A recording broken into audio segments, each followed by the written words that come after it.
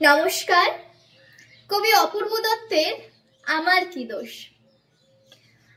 ক লিখতে কলম ভাঙিস, খ লিখতে খড়ম, 4 বছর এক ক্লাসে, শুনলে মেজাজ গরম।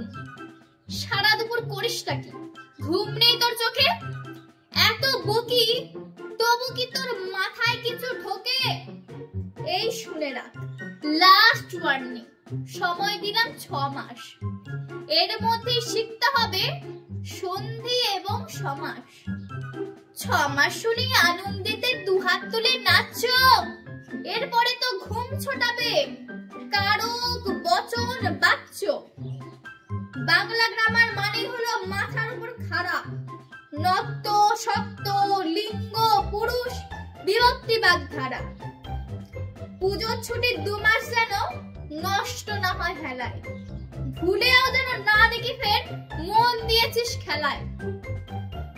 ব্যাপারটা কি ঠাই দাঁড়িয়ে দেখছিস কি শুনি? ছুটে গিয়ে ব্যাকরণটা নিয়ে আয় তো এক্ষুনি। পাচ্ছিস না? দেখ খুঁজে দেখ, এইটুকু তো বাড়ি।